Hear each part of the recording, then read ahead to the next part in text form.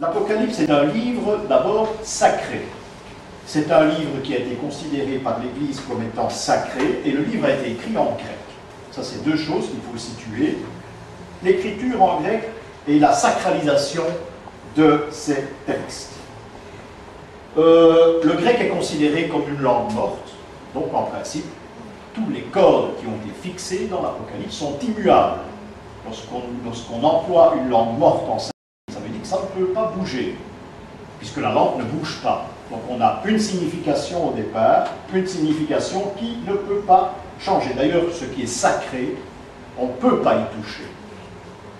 L'Église a changé son raisonnement en 2 siècles de temps, depuis Bonaparte, mais en principe, ce qui est sacré ne peut pas bouger, c'est immuable. Apocalypse veut dire dévoiler. Vous imaginez qu'ici, il s'agit de tirer le voile sur ce que sera la fin du monde. C'est ce que nous ferons ensemble. D'ailleurs, pendant ces 2 leçons, nous calculerons exactement la date de la fin du monde. Ça sera très amusant. Vous saurez exactement ce qui reste comme temps, à un an près peut-être, qui reste comme temps à vivre. Nous n'assisterons malheureusement pas à l'Apocalypse, mais d'autres y assisteront, fatalement. Il faut savoir aussi qu'on parle de l'Apocalypse de Jean, Jean l'évangéliste, mais il y a plusieurs apocalypses. On ne les lit pas pour la bonne raison qu'on ne les a plus publiés, mais si vous prenez les apocryphes, eh bien, il existe, Pierre a écrit une apocalypse, par exemple, Paul également, c'est très peu connu, a écrit une apocalypse aussi, et on peut en trouver dans l'Ancien Testament. Donc en feuilletant l'Ancien Testament, vous pouvez en retirer des extraits, et vous trouverez éventuellement, même si le mot apocalypse n'est pas employé, mais vous trouverez que la valeur est exactement, la valeur symbolique est exactement la même. Alors, puisque nous nous occupons d'histoire, il y a une tradition que l'Église a imposée depuis bien longtemps, que l'Apocalypse avait été écrit par Jean l'évangéliste, celui qu'on appelle Jean l'évangéliste. Les théologiens actuellement ne sont pas tous d'accord sur ce fait, et je vais vous expliquer pourquoi. Parce que depuis l'an 1000, on a étudié l'Apocalypse, parce que vous pensez qu'on a cru en l'an 1000 que c'était la fin du monde, paraît-il. Pour moi, ça s'est fait un petit peu avant, ça s'est fait à l'époque de Charlemagne. On a calculé la fin du monde. Au Xe siècle, on a essayé de calculer ça avec des dates beaucoup plus réelles, et ils y sont arrivés, croyez-moi. Les théologiens tiennent compte d'une chose. Ici, je vais vous montrer la dia. C'est que dans l'histoire, eh bien, il y a 3 Jean. Il y a 3 Saint Jean. Il y a d'abord Saint Jean le Baptiste, que vous voyez là, avec l'agneau qui est présenté sur un plateau, c'est-à-dire le plateau sur lequel il va être décapité, le plateau qui présentera sa tête à Hérode. Et vous avez l'agneau de Dieu.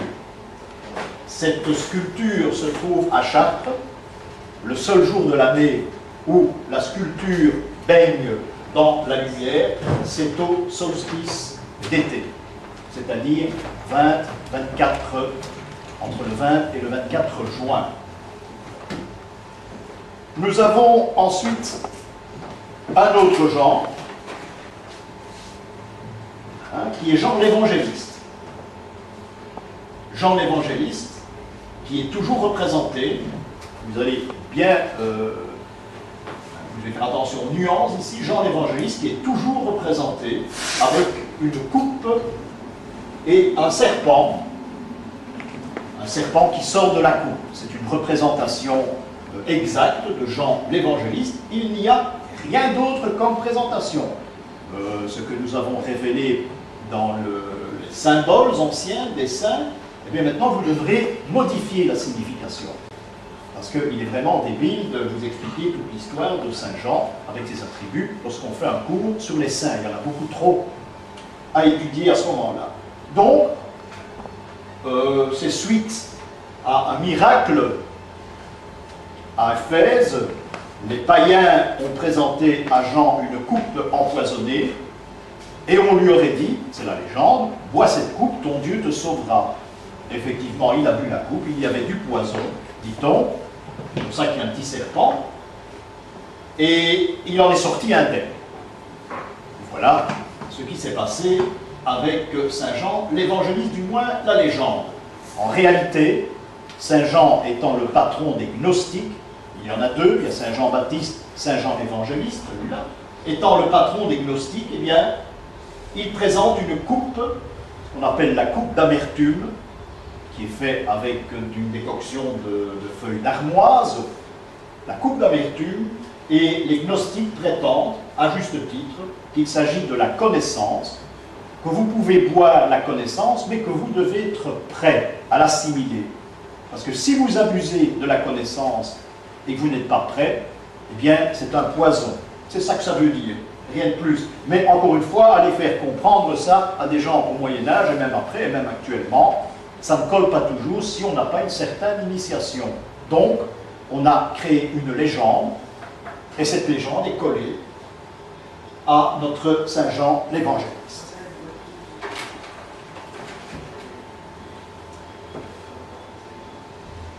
Voilà un autre Saint Jean, un Saint Jean qui est représenté non plus avec une coupe, mais avec une aigle, ou un aigle, c'est plutôt une aigle, qui se trouve là au-dessus. Nous avons donc un Saint Jean qui tient un livre, qui n'est pas l'Évangile, et Saint Jean qui se trouve couronné avec l'aigle. Ce Saint Jean-là, c'est le Saint Jean qui brille par le soleil, par l'astre soleil, qui est l'astre de la connaissance. Il est représenté de cette façon-là. Il peut, lui, voir le soleil de face, comme l'aigle peut regarder le soleil sans baisser les yeux. C'est peut-être le seul animal qui peut se permettre cela. Et c'est la raison pour laquelle il y a toujours un aigle au-dessus de Saint Jean.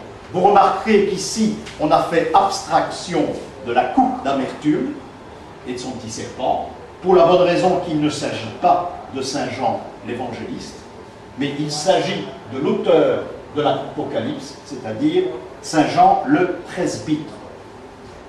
Donc, il faut retenir maintenant qu'il y a trois Saint Jean.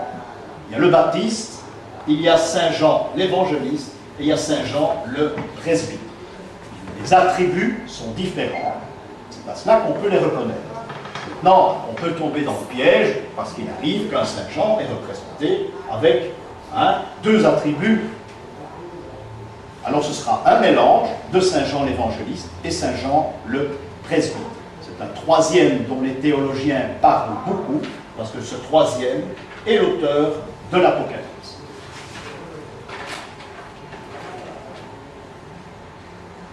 Il n'est vraiment pas possible que Saint Jean ait écrit l'Apocalypse, parce qu'on l'a daté, et là tous les théologiens sont d'accord, en principe l'Apocalypse aurait été écrit aux environs de l'an 100, entre 96 et 100. Il n'est vraiment pas possible que ce soit Saint Jean l'évangéliste qui ait écrit l'Apocalypse. Ça d'abord, c'est impossible. Il serait né, ce n'est pas légendaire, Saint Jean l'évangéliste serait né au moment où Jean le Baptiste a été décapité. Donc on peut là voir la longévité de Saint Jean l'évangéliste, et il est pratiquement impossible qu'il ait écrit ce livre. Même des exégètes se sont penchés sur l'écriture également, l'écriture traditionnelle qui a été écrite en grec, et on peut en déduire qu'il n'est certainement pas l'auteur de l'Apocalypse. Jean le presbytre en question veut dire Jean le prêtre, c'est son nom. Jean le prêtre est souvent un verbe quand on le représente, mais il est également souvent représenté avec une barbe. Donc ça peut poser certains problèmes. Tandis que Saint Jean l'évangéliste, vous l'avez devant vous, est toujours un verbe, et le baptiste est toujours barbu. Donc le presbytre, il y a le choix entre les deux. Mais on ne peut pas imposer le port de la barbe pour découvrir qui est le Saint Jean en question. Sauf pour les deux preuves. C'est un supplice de Jean l'évangéliste qu'on représente peu chez nous. Mais si vous vous rendez en Espagne, par exemple, lorsque j'ai fait la route de Compostelle, eh bien, très souvent, on rencontre cette représentation qui ici fait partie d'un retable qui représente la vie de Saint Jean. Voilà le supplice de Saint Jean, c'est-à-dire qu'on va placer l'homme dans un chaudron d'huile bouillante. Il paraît que ça ne fait pas du bien, mais il en est sorti. Il en est sorti, mais il en est sorti d'une façon, c'est relaté d'une façon très intéressante, parce qu'au moment où il va en ressortir, eh bien, il ne sera plus Jean l'évangéliste, mais Jean le presbytre, puisque sur le même retable, on représente à droite du chaudron ce qui est devenu Saint Jean, c'est-à-dire qu'il a le livre de l'Apocalypse en main, il a l'aigle à ses pieds, il n'a plus de chaudron et il n'a certainement pas la coupe d'amertume. Oui, qu'en Espagne, on sait encore ça. Hein, c'est une représentation de la Renaissance, en principe, oui, c'est une représentation du XVIe siècle, mais on sait ça, on sait qu'il y a eu la transformation entre les deux. Je n'ai rencontré qu'une seule fois un Saint-Jean avec un chaudron chez nous, je crois même que j'en ai un.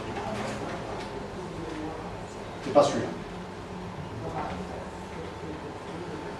Donc, Saint-Jean le presbytre va se retirer à Patmos, et là, il va rédiger ce qui est le sujet d'aujourd'hui, c'est-à-dire l'Apocalypse. L'Apocalypse sera un code. Hein, il ne faut pas prendre tout cela à la lettre, parce que c'est vraiment indigeste de lire ça, mais c'est un code symbolique, c'est un code qui sert à calculer la fin du monde, mais c'est un code qui sert surtout à s'exprimer secrètement, comme la Bible, comme les évangiles également, c'est exactement le même but. Donc Jean le presbytre se retire à Patmos.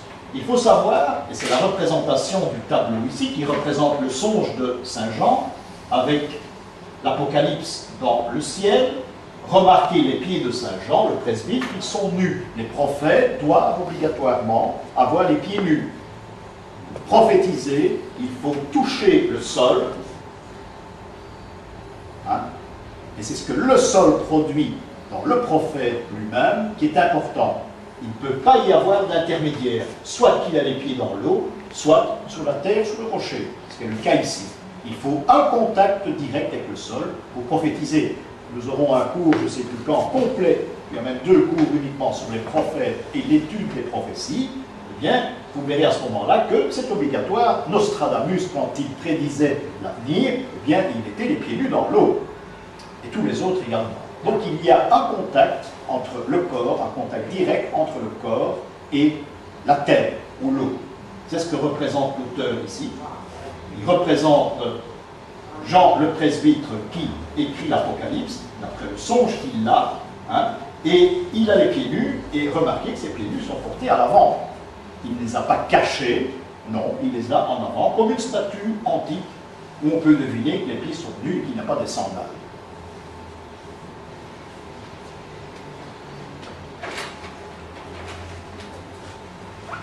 On retrouvera l'Apocalypse partout, vous verrez de nombreuses fresques qui représentent l'Apocalypse. Toutes les églises ont été conçues d'après l'Apocalypse, que ce soit une petite église ou une cathédrale. Il faut retrouver des traces de l'Apocalypse dans toutes les églises. C'est prévu. Il faut savoir que le but premier de l'Église depuis le IVe siècle, c'est d'étudier le temps. Le travail des prêtres, c'est d'étudier le temps. C'est eux qui commentent le temps, c'est l'Église qui commente le temps. Le travail de l'Église, c'est donc en premier lieu le calcul.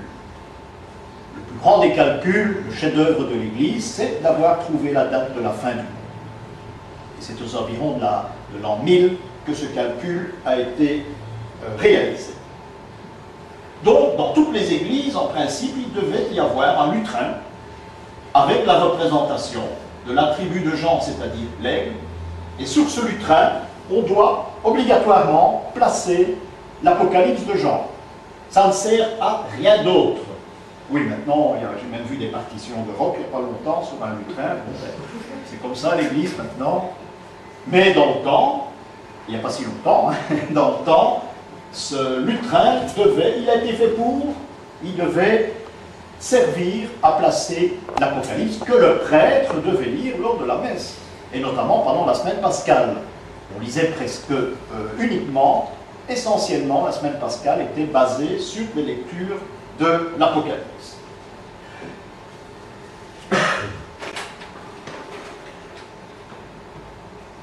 voilà encore une représentation, vous voyez qu'il y a même des jeux de cartes avec les saints. Voilà encore une représentation de Saint Jean, qui ici portera le nom de Saint Jean Porte Latine, c'est un nom qu'on n'emploie plus, mais qui est également le nom de l'évangéliste ici, puisqu'il est placé dans son tonneau. Et il va, en principe, il doit cuire dans l'huile bouillante, mais il y aura bien sûr un miracle et tout va s'arranger. Voilà la seule représentation que j'ai rencontrée chez nous, dans nos régions, hein, que ce soit Belgique ou France, d'un Saint Jean l'évangéliste authentique. C'est-à-dire qu'il est représenté avec l'attribut qui invite le prochain Jean à écrire l'Apocalypse. C'est-à-dire il est présenté avec un sceau en avant-plan. On ne le voit pas très bien parce qu'il est dans le même ton que la robe qui est verte. Toujours la robe verte pour un prophète. C'est la seule que je connais, je crois qu'elle était des côtés de Oui, en principe. Et bon, elle n'est plus dans l'église parce que hein, c'est une statue du XVIe siècle et le curé nous a fait le plaisir d'aller la chercher dans le presbytère et de l'exposer devant l'église. On a profité pour faire la photo parce que c'est excessivement rare.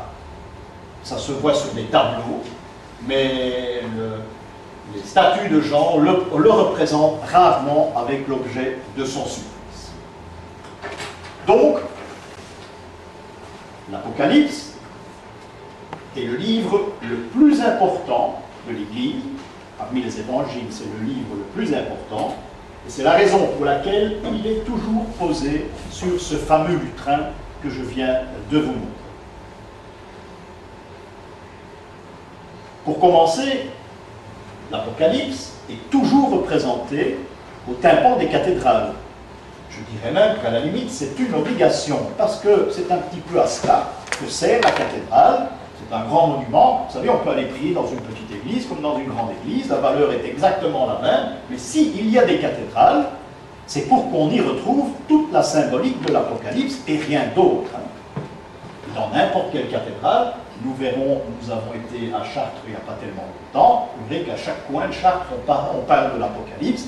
Nous aurons l'occasion d'examiner quelques phases de Chartres, en particulier la fois prochaine, à la fin du mois. Ce sera une façon concrète de vivre l'Apocalypse. Donc, tous les tympans des cathédrales représentent obligatoirement l'Apocalypse, c'est-à-dire la fin du monde. On ne vous présentera pas une datation devant vous, mais on vous présentera un jugement dernier, ce qui est le cas ici, mais c'est un peu particulier, le jugement dernier, où on a les mauvais toujours à sénestre et on a les bons à dextre, mais ici on n'a pas un juge, on a le Christ qui est crucifié au-dessus. C'est un petit peu particulier, et on a la dernière scène en dessous. Mais le résumé de tout ça, c'est une représentation de la fin du monde, du jugement dernier qui aura lieu à l'Apocalypse. C'est au IVe siècle, je ne sais pas si je vous l'ai dit, c'est au IVe siècle que l'on décide, un concile qui va se dérouler en Espagne, à Tolède, au IVe siècle, on va décider, une fois pour toutes, à la semaine pascale, d'introduire l'Apocalypse dans les prières. Donc, tous les jours, la semaine qui précède la fête de Pâques, jusqu'au moment de la résurrection, le prêtre est dans l'obligation, à chaque messe, de lire des extraits de l'Apocalypse. Je ne pense pas que ça se fait encore maintenant. Maître Leroy, ça se fait encore? En principe, à la semaine pascale, on n'attire plus l'attention des fidèles sur... non, c'est terminé, mais c'est terminé définitivement. Donc, on est au Moyen-Âge, et déjà au IVe siècle, on est censé savoir que l'Apocalypse, c'est la fin du monde, et ce sera pour bientôt, c'est-à-dire qu'on attend déjà depuis bien longtemps. Oui, cet avertissement, c'est un avertissement d'église. Ça veut dire que ce sont des prêtres qui ont reçu des ordres, mais qui n'ont jamais calculé l'Apocalypse. Ils savent ce que c'est. Bon, on met tout de même les fidèles en garde que ça peut arriver du jour au lendemain. Voilà quel est le but. Il y a eu un prêtre espagnol qui s'appelait Beatus, va donner une explication de l'Apocalypse avec des dessins, d'une manière parfois naïve. D'ailleurs, le Beatus, ça existe toujours à l'église, ce sont des images, c'est un livre d'images généralement, qu'on emploie au catéchisme, ce nom est toujours resté. Ce prêtre espagnol qui s'est risqué à donner une interprétation de l'Apocalypse.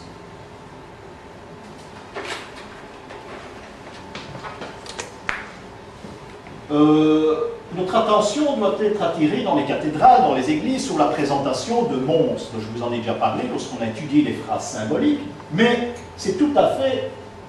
C'est le début de l'explication de la phrase symbolique de l'Apocalypse. Ce sont ces monstres. Ces monstres, il y en a partout dans les églises. C'est donc une mise en garde. C'est une mise en garde dans le domaine de la phrase symbolique, éventuellement pour expliquer qu'il y a à trouver dans cette église, il y a des choses à apprendre, et que celui qui n'est pas capable d'apprendre, qu'il s'en aille. C'est donc, dans la symbolique, une genre de protection, c'est un genre de protection contre ceux qui pénètrent dans l'église et qui n'ont rien à faire dans l'église. Les païens, entre autres, il y a encore d'autres personnes, hein. Il n'y a pas que les païens, bien sûr. Ici, nous avons un autre code, vous verrez qu'il y a plusieurs codes en symbolique, hein. Nous avons un autre code ici, nous avons le code de l'Apocalypse qui prévoit, qui met en garde sur une fin du monde brutale, à n'importe quel moment. Et c'est une des raisons pour laquelle vous avez des monstres qui se trouvent un petit peu partout dans l'Église.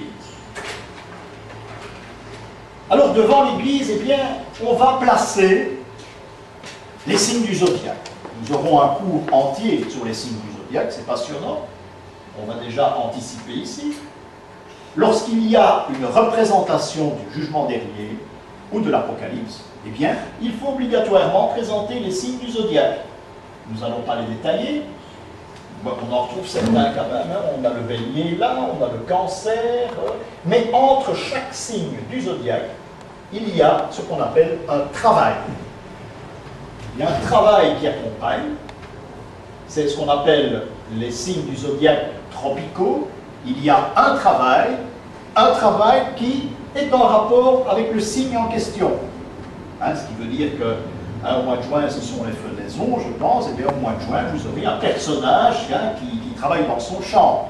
Au mois de septembre, ce sont les vendanges, ou octobre, eh bien à côté du signe d'octobre ou de septembre, vous aurez obligatoirement la présentation d'un vendangeur. Ne vous laissez pas piéger, parce qu'il y a des endroits où les vendanges se font plus tard. En Alsace, par contre, les vendanges se font, je crois, en octobre, dans certaines régions, en septembre. Elles ont déjà commencé. Ah ben oui, il peut y avoir un décalage dans les représentations. Donc, ce ne sera pas toujours fait. L'idée sera la même, mais il peut y avoir un certain désaccord parce que nous ne sommes pas dans la Loire, nous ne sommes pas en Alsace, par exemple. Ça peut être différent.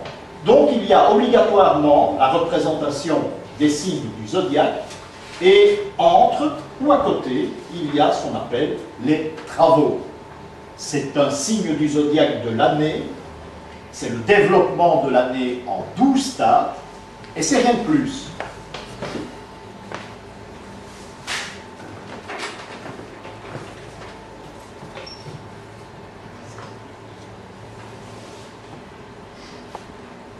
Peut-être que la première vue de l'Apocalypse se trouve dans l'Ancien Testament.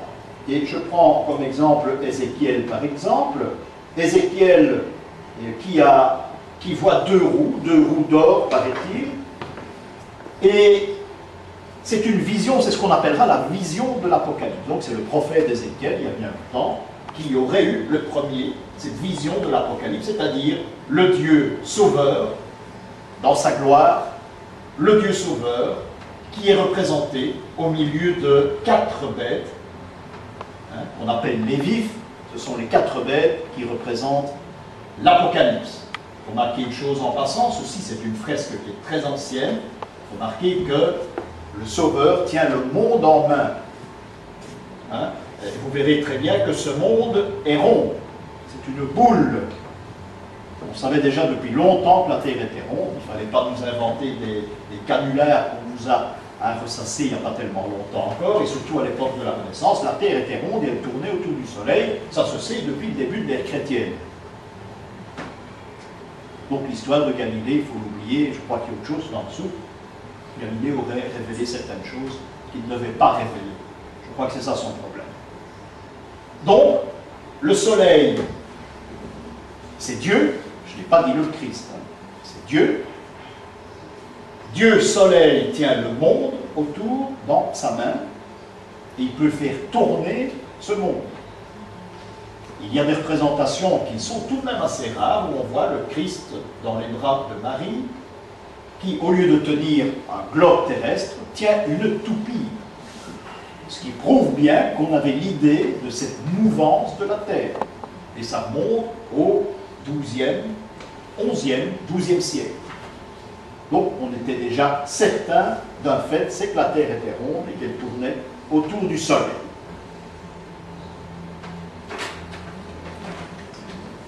Nous verrons des scènes curieuses, je vous l'ai dit, dans les églises qui représenteront des monstres. On les voit dans les vitraux. Il faut regarder dans les cathédrales. On ne regarde pas assez parce qu'on a un manque de temps. On peut passer 1 heure devant un vitrail à Chartres, par exemple, et le décoder.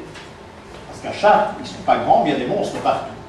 Dans les vitraux, il y a des monstres partout.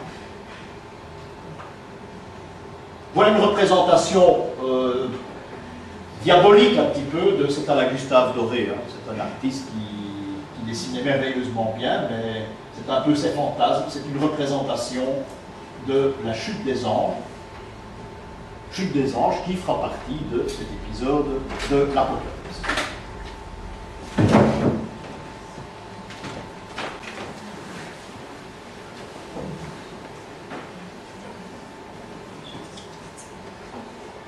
Remarquez ici, nous avons une représentation du jugement dernier. Hein, nous avons les petits cercueils qui s'entrouvent en dessous. Hein, c'est la fin du monde. Nous avons des archanges. Nous n'avons pas les animaux de l'Apocalypse, nous avons des archanges. Et nous avons une représentation du Christ au milieu. Donc, il s'agit non pas d'une représentation de l'Apocalypse, il ne faut pas se laisser piéger. Nous avons une représentation du Christ, sauveur des hommes. Il est représenté, c'est le Christ. Il n'y a pas moyen de se tromper. Je crois que c'est à Ravenne que l'on trouve cette magnifique mosaïque. On ne peut pas se tromper. On a le Christ qui apparaît dans des nuées à l'arrière, hein, une sorte d'apparition, et nous montre ses stigmates. Généralement, lorsque vous avez une représentation de l'Apocalypse, le personnage n'a pas de stigmate. Donc, automatiquement, nous n'avons pas affaire au Christ, mais à un autre personnage.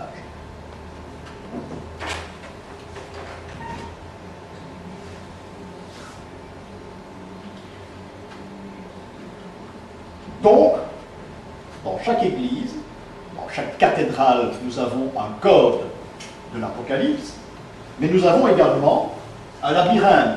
Le labyrinthe est également lié au calcul de la fin du monde.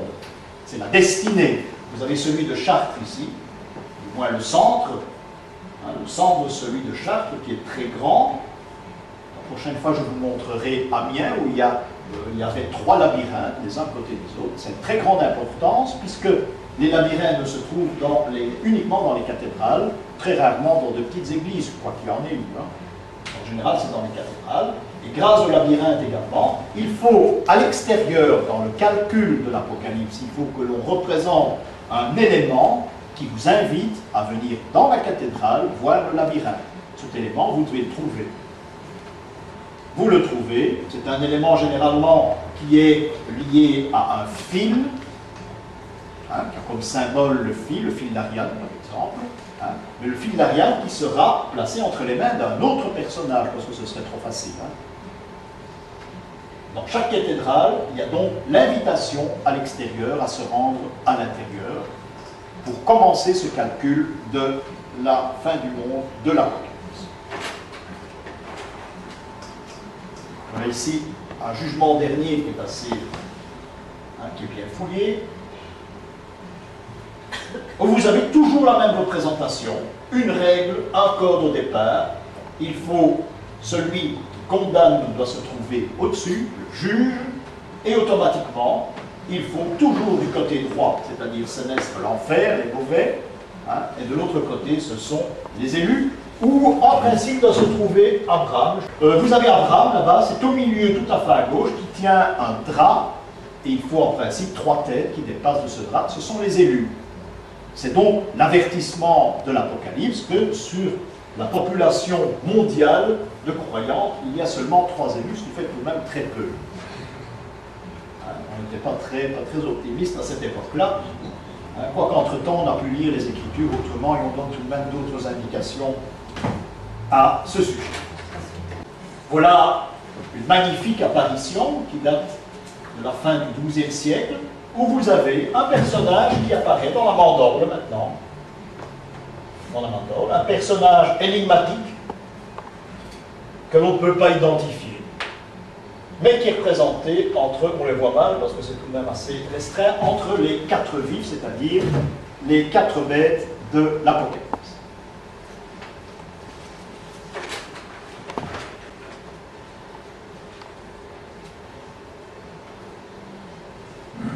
Donc, en quelque sorte, le temps a une importance primordiale dans l'Église. Le calcul du temps, je l'ai dit, est le premier travail des prêtres. Le second, c'est entretenir la mémoire des morts. C'est le premier but de l'Église. L'Église a été conçue uniquement pour entretenir la mémoire des morts. Nous verrons ça beaucoup plus en détail quand on parlera de la conception d'une Église, jadis, au Moyen-Âge. Le premier geste que l'on fera, c'est le culte aux morts. Vous savez ou vous ne savez pas que saint Hildegarde de Bingen, par exemple, est également l'auteur d'une Apocalypse. Et elle a été reconnue par l'Église, mais malheureusement, on n'en parle pratiquement pas. Nostradamus aussi, et ça a été à 2 doigts que Nostradamus soit considéré comme saint. Parce que son corps, du moins ses restes, sont vénérés dans une église. Il faut savoir qu'il y a même des rois de France qui sont venus prier de longues heures devant le corps de Nostradamus. Aussi, c'est quand même important, c'est que c'est un personnage qui avait énormément d'importance, mais qui n'a jamais été canonisé. Alors là, Nostradamus, on vérifie au fur et à mesure si tout ce qu'il a expliqué à partir de 1562 s'est bien déroulé. Et c'est généralement, il faut dire qu'après les événements, qu'on remarque qu'il avait raison ou qu'il avait tort. Et s'il a tort, eh bien, on dira qu'on n'a pas très bien compris, ce qui est possible aussi. Et ça, c'est encore une autre sorte de prophète. Nostradamus, un jour, s'est adressé au pape, c'était Pie IV, et lui a adressé une sorte de lettre et un dessin, une roue. On a cela. Il a fait 2 prédictions. Il a dit au pape de se méfier du chiffre 240, parce que lorsqu'on remonte dans l'histoire de l'Église et qu'on redescend, tous les 240 ans, mais il se passe quelque chose d'important pour l'Église. Donc il y a un calcul là à faire, qui est très facile à faire finalement, mais il y a aussi une sorte de roue qui met en garde le pape que tous les 960 ans, il y a un événement, il y a une conjonction entre Saturne et Jupiter qui se passe dans le monde. Donc pour la première fois maintenant, on a une date, on a 960. 960 ans à calculer parmi les différentes conjonctions entre Saturne et Jupiter. Lorsqu'on sait qu'il y a une conjonction, on ajoute 960 pour la suivante, et 960 probablement pour la dernière. Voilà un des calculs qui a été fait en ce qui concerne la date de l'Apocalypse. En 540, c'est-à-dire au milieu du VIe siècle, à l'époque de Clovis que vous voyez là tout en haut, il se fait baptiser par l'évêque Remi à Reims. En 540, eh bien, le pape va s'adresser à un moine, un petit moine, très gentil, qui s'appelle Denis. Il était petit, on l'appelait Denis le Petit. Et ce pape lui demande pourquoi on n'en sait absolument rien. Pourquoi s'est-on adressé à Denis, que l'on connaît peu? Le pape va lui demander de calculer la date de la naissance du Christ. Donc ce moine va travailler, puisque nous ne connaissons rien sur la date de naissance du Christ. On a bien inventé des problèmes qui s'est passé dans le ciel ces jours-là, mais on n'est absolument certain de rien. C'est même très confus par moments. Donc, Denis le Petit aurait une mission, de calculer la date de la naissance du Christ. Parce que notre calcul à cette époque-là est tout différent. Nous calculons toujours depuis la fondation de Rome, et ce calendrier est entretenu de cette façon-là jusqu'à un peu passer l'an 1000. Si bien, et je l'ai déjà souvent dit, que l'an 1000 n'existait pas à cette époque. C'est beaucoup plus tard que l'on décidera que nous étions à cette époque-là en l'an 1000. Et cette grande peur de l'an 1000 n'a jamais existé non plus, puisqu'on n'est pas, pour le commun des mortels, ce n'est pas l'an 1000. Le calcul sera fait, le rétablissement du calcul sera fait beaucoup plus tard. Donc nous calculons d'après la fondation de Rome. Quand Denis le Petit va faire son calcul, ce sera très bien, il va le présenter au pape, seulement il faudra énormément de temps dans les chancelleries, notamment en France, pour qu'on s'habitue à ce changement de date. Hein, c'était tout de même assez compliqué, c'était très laborieux. Donc il faut retenir une chose de tout cela, encore Gustave Doré qui nous représente la fin du monde, ou plutôt la grande peur de l'an 1000, hein, plutôt, cette grande peur de l'an 1000 n'a jamais existé, c'est de la fantaisie, c'est de la belle littérature. L'an 1000, je le prends comme exemple, puisque c'est à cette époque-là qu'on va construire notamment les basiliques ottoniennes en Allemagne. Ça fera l'objet d'un de nos prochains voyages à Cologne. C'est l'an 1000, mais calculé plus tard. Mais à cette époque-là, je le répète, il n'est pas question de l'an 1000. La date du Christ, la date de la naissance du Christ, n'a jamais été calculée avec précision. On a parlé de l'histoire de l'étoile des mages. Hein? Ne croyez pas à tout cela.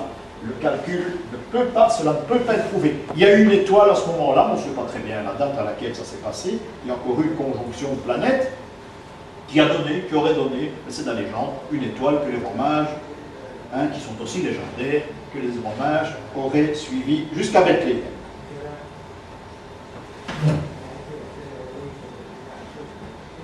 Je vous parle de Nostradamus. Alors, Nostradamus, finalement, était-il un vrai prophète? Je vous l'ai dit, c'est après la réalisation de ces prophéties que l'on va finalement dire, eh bien, il avait raison, il s'est passé ça. Hein, ou il avait tort, il ne s'est pas passé ça. Hein, c'est un petit peu comme ça qu'on va travailler, mais on ne peut pas, l'Église d'ailleurs, ne le considère pas comme un prophète. Et ça, il faut le retenir parce que c'est très important. Il y a encore beaucoup de choses à dire sur Nostradamus, ça, vous vous imaginez.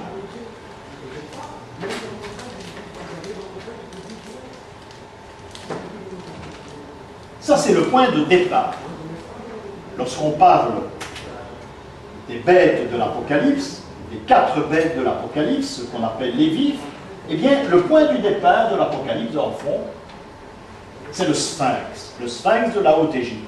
Non pas parce qu'on a puisé dans la mythologie égyptienne, non, c'est pas vrai. On a pris l'animal secret, par excellence, le secret du sphinx, celui qui interroge, celui qui sait, c'est l'initié chez les Égyptiens. On a pris comme modèle le sphinx pour réaliser les 4 bêtes que vous avez, qu'on appelle les 4 bêtes de l'Apocalypse, c'est-à-dire un homme, c'est la tête du sphinx, un aigle. Il faut savoir que le sphinx avait des ailes à l'époque. On ne le présente plus comme ça parce que ses ailes sont tombées depuis bien longtemps, mais ses ailes étaient censées représenter l'aigle. Nous avons un taureau, hein, ce sont les pattes de devant, et nous avons le lion, qui est le corps et l'arrière du sphinx. Voilà cette représentation de ces 4 bêtes, ces 4 éléments qui vont entourer soit le Christ, soit le Sauveur, celui qui va descendre chez nous à l'Apocalypse pour procéder au jugement dernier. Donc ces 4 animaux qui sont opposés les uns aux autres forment automatiquement une croix. Et le premier animal, c'est quoi? L'homme. L'homme. Voilà une représentation très intéressante. Oui, sûr que c'est pas l'inverse, c'est pas le corps de taureau et les pattes de lion, parce que les pattes de devant, c'est pas vraiment des pattes de taureau. Non, c'est les pattes de lion. Qu'est-ce que j'ai dit? Oui, Les pattes de taureau et le corps de lion. Ah non, c'est les pattes du lion, et le corps, excusez-moi. Le corps de taureau. Non, non, ce sont les pattes de lion, hein. Et c'est le corps du taureau. Voilà une représentation très ancienne de ces 4 bêtes, mais ce qu'il y a d'intéressant ici, c'est que c'est la croix qui est au milieu. Et ce n'est pas le Sauveur. Il y a les fleurs là, qui sont à 8 pétales, ce qui représente le passage dans une autre zone, par exemple. Passage, et nous avons les animaux qui sont, c'est une tombe ancienne, qui sont représentés. Vous voyez l'aigle là, l'homme là-bas, qui ressemble étrangement à un ange, Et nous avons des représentations un petit peu du lion et du taureau, des représentations comme on se les faisait à l'époque où c'était gravé. Ah oui, ça c'est...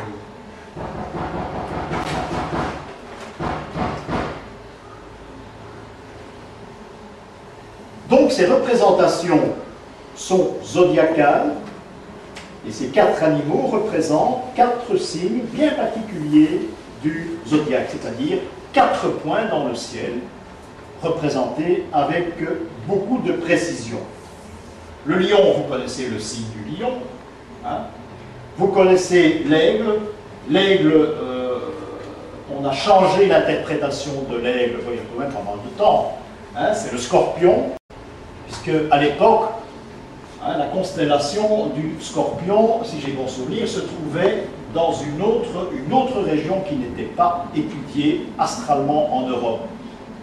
Hein, ça se trouvait à hauteur de l'Afrique. Les Africains, eux, connaissaient cette représentation de la constellation. Mais pour nous, hein, ça a été remplacé par l'aigle. L'aigle, c'est donc le Scorpion. Et lorsque vous verrez des représentations des signes du zodiaque qui ont été réalisées à l'an 1000, il y en a un qui est très beau, c'est à Nivelles, qui a été réalisé exactement quelques années après l'an 1000. Mais vous verrez que le Scorpion est remplacé par l'aigle. Donc il s'agit de 4 points du ciel bien précis. 4 points du ciel qui représentent les 12 mois de l'année. Et ces 12 mois de l'année sont représentés par les saisons, sont représentés par les travaux. Hein, ce que l'on fait à ces différents moments. Ceci pour donner une précision à celui qui lit le tympan d'une église, à celui qui lit le tympan d'une cathédrale, donne une précision sur l'activité de l'homme au moment de l'apparition d'un signe. C'est uniquement ça. Donc, c'est la première apparition de ce style de zodiaque.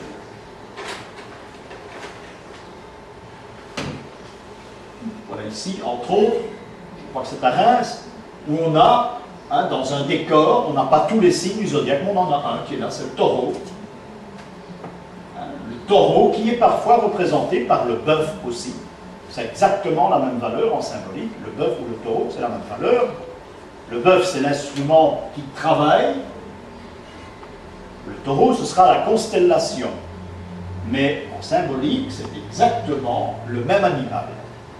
Si vous avez la tête d'un ange, ou si vous avez un homme qui verse de l'eau avec une coupe ou avec un vase, ce sera le Verseau. Hein, les valeurs sont exactement les mêmes. Eh bien, voilà un taureau qui se balade quelque part à Reims. Il faut analyser ce qu'il y a tout autour, bien sûr, hein, pour se rendre compte que ce taureau n'a pas été placé par accident à cet endroit. Hein, c'est ça le plaisir de décrypter les cathédrales.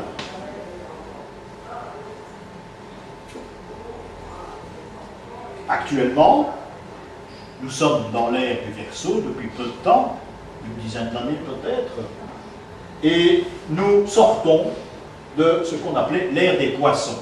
Donc on a ici une indication zodiacale très intéressante depuis la nuit des temps. Alors comment préciser ce zodiaque en ce qui nous concerne, en ce qui concerne l'histoire? Eh bien, il faut savoir que tous les 2000 ans, le Soleil se lève dans une constellation différente.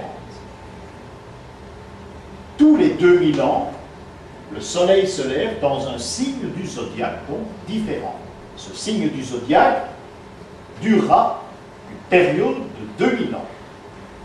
Il y a 2000 ans d'ici, le Soleil se lève pour la première fois dans le signe des Poissons. Nous allons vivre pendant 2000 ans avec ce signe des Poissons, dans n'importe quel domaine religieux. Depuis 1994, 5, 6, 7, paraît-il, eh bien, le Soleil se lève dans le signe du Verseau. Ce Verseau serait donc le dernier signe parcouru avant l'Apocalypse, c'est-à-dire avant la fin du monde que nous vivons. Donc le chiffre 2000, ces 2000 ans, ont extrêmement d'importance. Avant le Poisson, eh bien, le Soleil s'est levé pendant 2000 ans dans le signe du Bélier. On peut remonter comme cela. Il y a dans les cathédrales des éléments si vous voyez un élément du taureau, eh bien vous devez savoir à quelle époque on se place. Donc de 2000 en 2000 ans, en remontant en arrière. Il y aura des moyens mnémotechniques pour retrouver cela. Ils existent, je vous en montrerai un, il y en a d'autres dans les cathédrales, mais je suis certain que celui que je vais vous présenter, celui-là vous le connaissez. Donc, si tous les 2000 ans nous changeons de signe du zodiaque, de constellation, eh bien, dans les religions, tous les 2000 ans, nous changeons de Dieu. Mais nous changeons de Dieu, ce Dieu aura la même forme partout. Et c'est ça qui est extraordinaire. Je vous ai donné un petit papier ici, hein, je vous l'ai fait photocopier. Commençons tout en bas de ce petit document où il est indiqué le signe du poisson, les poissons plutôt. Eh bien, ce signe des poissons a été amené très gentiment à -200 à 2700, ce qui n'est pas tout à fait exact. Hein. Vous oubliez approximativement les chiffres, parce que les chiffres, on peut leur faire dire un petit peu n'importe quoi, mais pendant ces 2000 ans de l'ère du poisson, c'est-à-dire pendant un peu avant la naissance du Christ, eh bien, nous aurons en Alexandrie des dieux marins, nous aurons l'histoire de Jonas, de Tobie, l'Ictus, hein, ce poisson qui accompagne le Christ, et le cavalier à languipède que nous trouvons dans les représentations gallo-romaines. À la même époque, on va concevoir les cathédrales, en l'an 1000. Donc, voilà pour situer, c'est une échelle qui peut situer différentes adorations de Dieu, présence de Dieu sous la forme du poisson ou un objet qui sort de l'eau. À partir de -2400, eh bien, le soleil va se lever dans la constellation du Bélier et nous aurons, à Monra notamment, en Égypte, nous aurons l'histoire de la toison d'or, l'histoire d'Abraham, l'agneau pascal et l'Agnus Dei. Tout ça se déroule exactement sur la même ligne. C'est à cette époque-là que l'on va concevoir Stonehenge, par exemple. À partir de -4005, nous avons l'ère du taureau, où nous rencontrerons en Égypte l'adoration du bœuf Hapi, l'histoire du Minotaure, les vaches sacrées en Inde, eux sont toujours restés au taureau là-bas, chez eux. Ils n'ont pas évolué. Je crois même que la seule religion qui a évolué, c'est la religion catholique romaine. Les autres sont restés plafonnés à certains moments. C'est le cas pour les Indes, par exemple, où la vache sacrée a toujours l'importance primordiale. Nous avons Mitra, pour les Perses, qui deviendra une religion gallo-romaine, et nous avons le veau d'or chez les Juifs. Donc, on a une représentation du même animal, présenté d'une façon légèrement modifiée, mais dans toutes les zones. À partir de -6700, nous avons l'interprétation des Gémeaux. Les Gémeaux, nous aurons Horus et Anubis en Égypte, hein, les fameux rois jumeaux de Crète. Nous avons l'Atlantide et les rois jumeaux, Castor et Pollux, Cain et Abel. On peut dater ça à l'époque de la constellation des Gémeaux. Ça se terminera au Cancer, -8700. On prétend que l'intelligence de l'homme est venue sur la Terre à l'époque du Cancer, dit-on, c'est-à-dire -8700. Hein? C'est à cette époque-là qu'on parle pour la première fois du scarabée en Égypte. Et chez les Hébreux, le Cancer est représenté par l'âne à la mangeoire, c'est-à-dire qu'il y a un zodiaque hébreu que nous étudierons également, où le Cancer, mais ce n'est pas la présentation d'un cancer, puisque le ciel change dans ces régions, ce sera l'âne à la mangeoire. Nous approfondirons tout cela, maintenant nous survolons cela ici. Hein? L'âne à la mangeoire qui était l'attribut, le fanion de la tribu d'Isaacar, chez les Hébreux. Donc voilà, en quelques mots, c'est beaucoup plus long que ça, hein. Je ne vais pas vous compliquer la vie, mais voilà une interprétation qui fait que tous les 2000 ans, le soleil se lève dans une autre constellation zodiacale, et que l'on retrouve, c'est un miracle ça. C'est pas le hasard, c'est pas un miracle non plus, mais c'est très curieux que dans toutes les zones qui nous environnent, et même parfois très loin, on retrouve Dieu représenté, l'apparition, la présentation de Dieu sous une autre forme.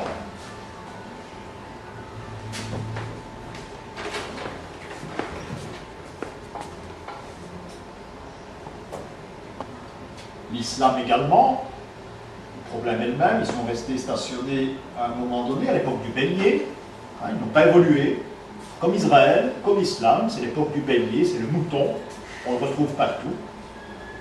La religion est restée bloquée à une certaine époque. Nous verrons également le zodiaque des musulmans, c'est très curieux, mais nous ferons la comparaison plus tard des trois zodiaques, le nôtre, celui, nous parlerons de l'Égypte aussi, celui des Hébreux et celui des Juifs. C'est très curieux de les comparer.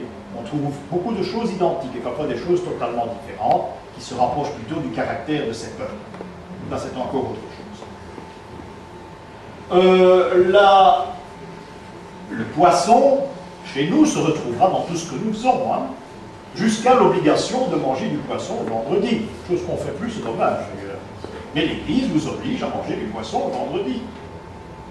Hein, le carême, on devait manger uniquement le poisson. Les moines, par exemple, étaient obligés de se nourrir un maximum de poissons, parce que, premièrement, la viande est chère, et puis dans chaque abbaye, il y avait un vivier. Je peux même maintenant, avec le peu que je sais, je peux, quand je fais les recherches dans une ville, localiser les restes d'une abbaye grâce à l'existence d'un lac, encore à l'heure actuelle, qui existe toujours. C'est le cap au Marcel, où je pouvais démontrer qu'un tel couvent se trouvait à cet endroit-là et pas ailleurs. Parce qu'on n'allait pas mettre le lac à 2 km. Ce lac se trouvait où se trouve le cirque royal maintenant. Mais peu de gens savent qu'il y avait une communauté religieuse là, hein, qui se baladait à l'an 1000. Donc le poisson, encore une fois, a beaucoup d'importance. Vous avez l'anneau du pêcheur aussi. Hein, vous avez ces différents épisodes. Ça se passe à l'époque de Moïse. Il y aura un changement. Ce sera l'adoration du veau, le veau d'or. Et au moment de Moïse, ça va changer, ça deviendra le bélier, c'est-à-dire l'agneau pascal. C'est depuis Moïse qu'on parle d'agneau pascal. On faisait bien le sacrifice à l'agneau avant ça. Il paraît que même avec Kaël se disputait cela. Enfin bon, on veut bien. Mais c'est à partir de Moïse que ce sera officialisé. Les musulmans, les juifs fêtent toujours, même s'ils n'appellent pas comme ça, fêtent toujours l'apparition du bélier. Pour eux, je crois, les juifs, ça correspond à la sortie d'Égypte, je pense. Hein. Donc c'est une fête qui colle très bien. C'est un changement de régime. On change de constellation, on change de dieu, on change le signe du zodiaque surtout.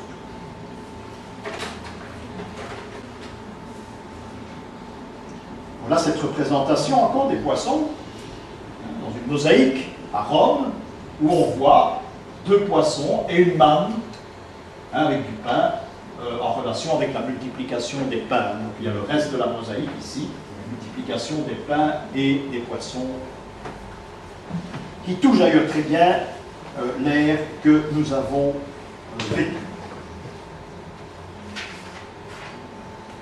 Il y a un fait qui va se dérouler au Moyen-Âge et un fait très important qui sera une sorte de tournant dans l'Église.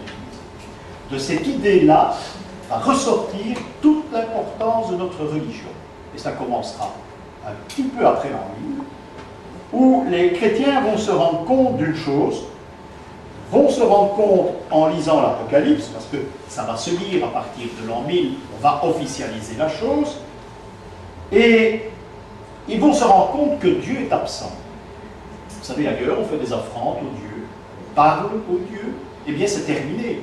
On s'est aperçu d'une chose, Dieu est mort sur la croix, il a ressuscité, il est monté au ciel, il n'est plus là. Le chrétien va être confronté à une chose dont il va se rendre compte à l'an 1000. Ce qui veut dire qu'à partir de l'an 1000, la religion va vivre dans l'espoir. Et c'est ça les cathédrales. Dans l'espoir d'un retour de Dieu. L'Église va officialiser la chose, mais il faudra trouver un remplaçant à Dieu, parce qu'il faut continuer à parler, il faut continuer à se présenter à l'Église devant des intercesseurs. Et c'est à ce moment-là que, officiellement, vont naître les saints. On va placer les saints sur les autels des églises, à profusion, hein, vous en savez quelque chose. On les voit partout, parce que le saint va servir de cabine téléphonique. Ce sera le moyen d'entrer en relation avec le ciel, pour n'importe quelle raison, parce qu'on est conscient d'une chose, Dieu n'est plus là.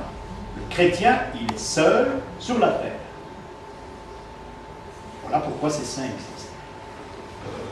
À la moitié du 19e siècle, eh bien, on a un petit peu laissé tomber ces saints. Lorsqu'on a créé des apparitions mariales, on a tenu compte des apparitions mariales, et le culte à la Vierge Marie en apparition s'est introduit chez nous. Mais aux environs 1850, aux environs de Lourdes. Mais avant cela, eh bien, ça n'existait pas. C'était uniquement aux saints que l'on s'adressait. Et les saints, eux, ils étaient l'intercesseur, c'est eux qui s'adressaient au paradis. Donc voilà comment ces saints sont entrés dans nos habitudes, sont entrés dans notre façon de vivre. Chaque jour est sacré à l'Église, il y a 365 jours, chaque jour est consacré à un saint. C'est la meilleure façon de consacrer un jour, de le rendre sacré, c'est que le jour porte le nom du saint. Maintenant, des saints, il y en a beaucoup, il y a parfois 5-6 saints le même jour.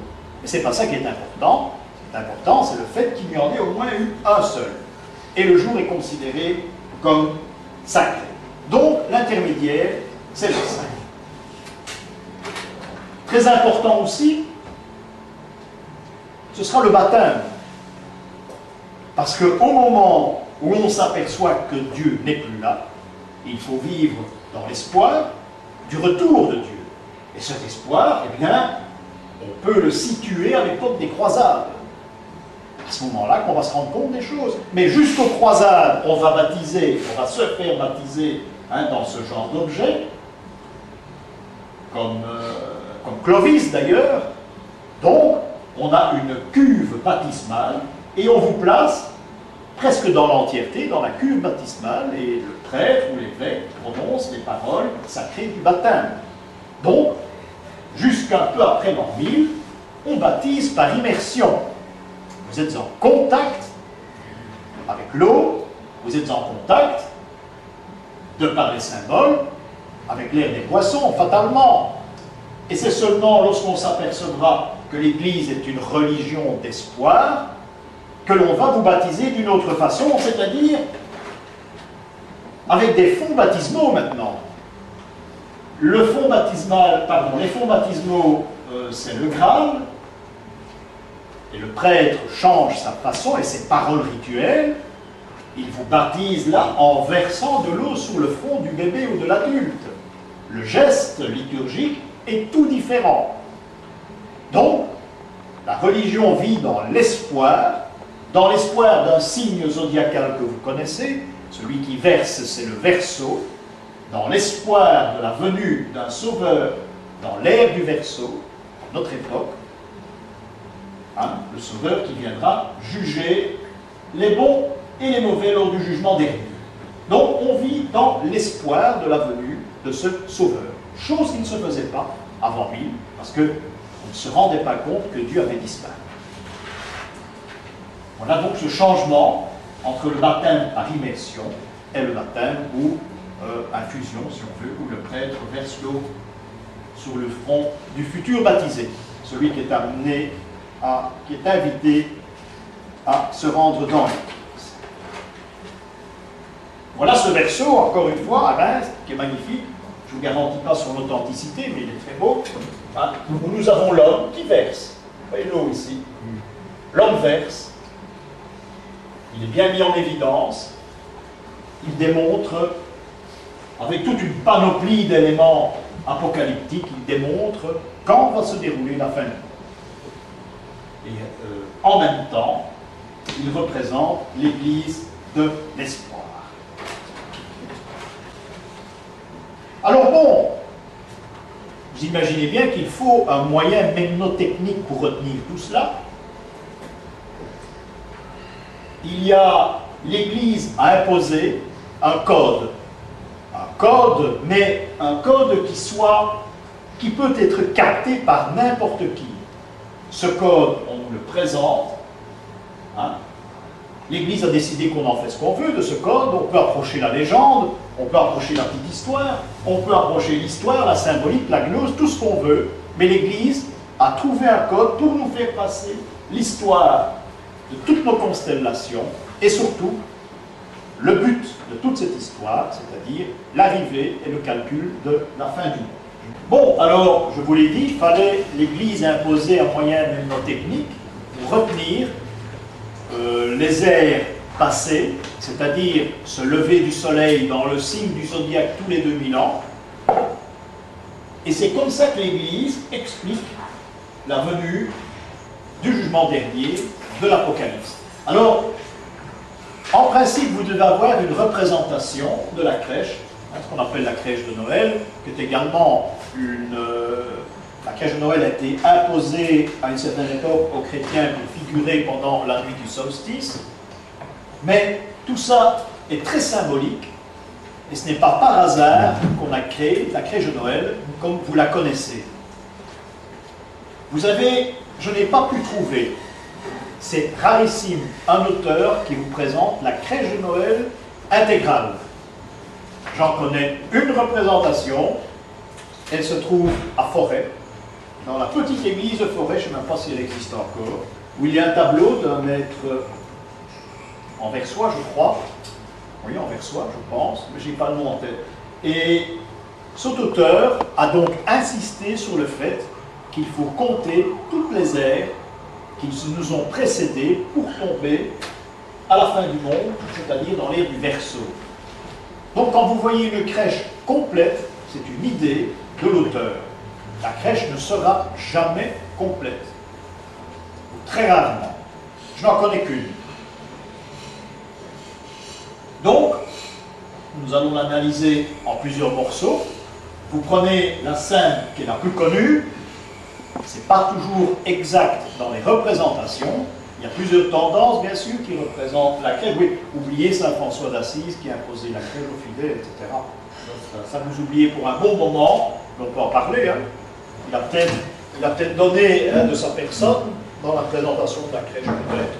C'est peut-être le premier qui a réalisé une crèche vivante, finalement, pourquoi pas. Mais ce n'est pas lui qui a inventé la crèche de Noël, hein. C'est ce qu'on nous explique généralement. Vous ne verrez pas la crèche dans les évangiles canoniques, on n'en parle pas, on ne parle pas de tout ça. Il y a des tas de choses dont on ne parle pas, hein. Dont la crèche de Noël, elle est réservée, celle-là, aux initiés. Regardez ici cette représentation, hein. C'est un fragment de la crèche, c'est un vitrail, je crois, qui se trouve à Sens, nous l'avons vu, parce que nous avons été à Sens, il n'y a pas tellement longtemps, où vous avez la représentation des différents signes. Il y a la scène habituelle où on a le Christ, où on a Marie-Joseph. Remarquez qu'il n'y a pas d'auréole à Joseph, c'est important. Joseph qui tient une bougie, pourquoi? Parce qu'il s'interroge, il se pose des questions, c'est là que vient l'expression tenir la bougie, hein. Ça date du XVIIIe siècle. Hein? Comment Joseph est entré dans le calendrier? Eh bien, c'est pour faire plaisir à Joseph II, l'empereur d'Autriche. Il a dit, on va bien faire un saint Joseph, il était tout content. Et c'est depuis lors que Joseph a été considéré comme saint, c'est-à-dire au milieu du XVIIIe siècle.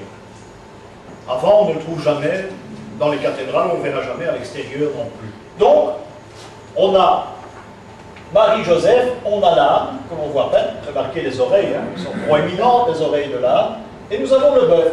On a déjà ici une indication importante. On a l'ère des poissons représentés par le Christ emmailloté. Très important, le Christ emmailloté. Lorsqu'il est tout nu, eh c'est que l'auteur n'a rien compris. Et quand il est emmailloté comme ici, il a l'allure d'un poisson. Et j'ai rencontré des tableaux où il y a une sorte de queue de poisson à la place des pieds du Christ. C'est-à-dire qu'on l'a emballé d'une certaine façon en créant une queue de poisson pour bien faire comprendre ce qu'on veut démontrer. Nous avons Joseph et Marie qui représentent les Gémeaux. Nous avons l'ère du taureau avec le bœuf. Et nous avons le Cancer avec l'âne. L'âne qui, je le répète, représente le signe du Cancer chez les Juifs, c'est-à-dire l'âne à la mangeoire, le Cancer étant un signe extraordinaire. Et vous savez que l'âne, en symbolique, est un animal extraordinaire. Donc, l'âne à la mangeoire, c'est l'âne qui se nourrit, c'est le signe du Cancer chez les Juifs. Signe qui est devenu le blason d'une des 12 tribus d'Israël, d'ailleurs, tribu d'Isaacar. Et on dit dans la Bible que ceux qui faisaient partie de la tribu d'Isaacar avaient le don de prophétie. Vous voyez que ça va très loin tout ça. Hein? Donc vous avez déjà ici, vous êtes confronté à 5 signes aux 2000 ans successifs qui sont représentés dans le centre de cette crèche. Voilà un élément qui devait se trouver obligatoirement dans une crèche, c'est les bergers et leurs moutons. Donc le signe qui nous manque ici, c'est le signe du bélier. Et vous avez le signe du bélier qui est représenté généralement à droite, en haut dans la crèche, c'est-à-dire les bergers qui viennent rendre hommage au Christ et qui sont accompagnés de leurs moutons.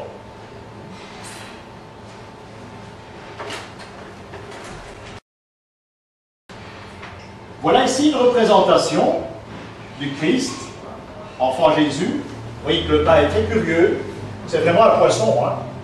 Mais c'est une représentation de l'an 1000, un petit peu après l'an 1000, du moins avant les croisades, où on a l'âne et le bœuf, et on a l'enfant Jésus emmailloté. Ça, c'est une représentation exacte, d'après les codes.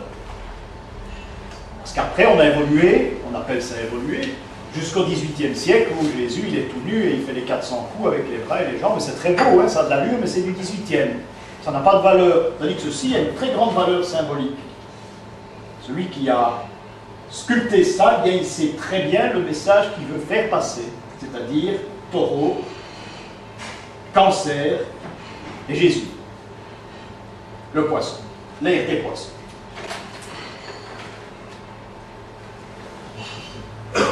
Ici, nous avons une autre représentation où nous avons l'âne et le bœuf.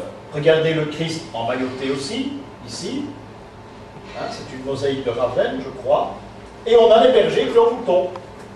Et voilà notre Saint-Joseph, qui n'a pas de bougie. C'est après qu'il a pris la bougie. Hein. Il se pose à vous des questions, il va résoudre le problème tout seul. Il est relégué vraiment dans le coin. Hein. Ça dépend aussi de la tendance de l'artiste aussi. Hein. Vous savez, celui qui a demandé que ce travail soit réalisé, ce sont ses idées qu'il fait passer dans l'exécution de l'ouvrage. Il faut bien savoir une chose, c'est que ceux qui réalisent les sculptures dans les églises, ces messages, ces phrases symboliques, ces gens ne savent ni lire ni écrire. Hein.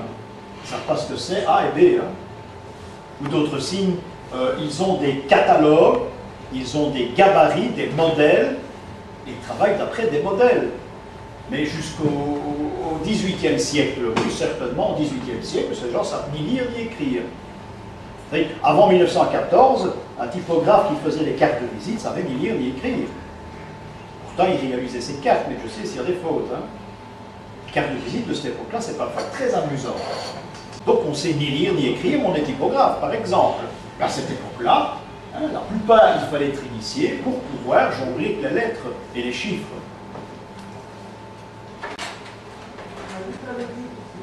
Et voilà ici celui qu'on attendait, c'est-à-dire, c'est un roi mage. Le roi mage, lui, a sa couronne autour du bras, cette fois, par humilité. C'est très intéressant. Et il présente la coupe. La coupe qui est l'air, qui suivra l'air des poissons, c'est-à-dire l'air où nous trouvons, en principe, qui est l'air du Verseau. L'espoir de l'Église, la représentation du baptême, des fonds baptismaux actuels, c'est la coupe des rois mages, c'est la fin. Il n'y a pas d'autre signe. Hein. Vous les avez vus défiler devant vous. Hein, depuis l'ère du cancer, il n'y en a aucun qui manque. Et le dernier, eh bien, c'est le roi mage avec sa coupe. Mais les crèches entières sont rares. J'ai cherché pour vous en trouver une, pour en faire une diane, mais j'en ai pas trouvé.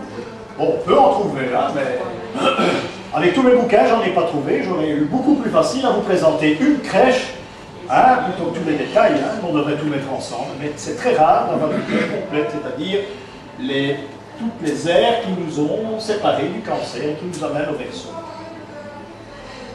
Donc voilà, vous imaginez que la représentation de la crèche a une toute autre valeur, n'a pas une valeur religieuse, puisque ce sont des codes. La crèche de Noël, qu'on appelle de Noël, c'est un code, comme l'Ancien Testament, comme le Nouveau Testament, comme les évangiles, ce sont des codes.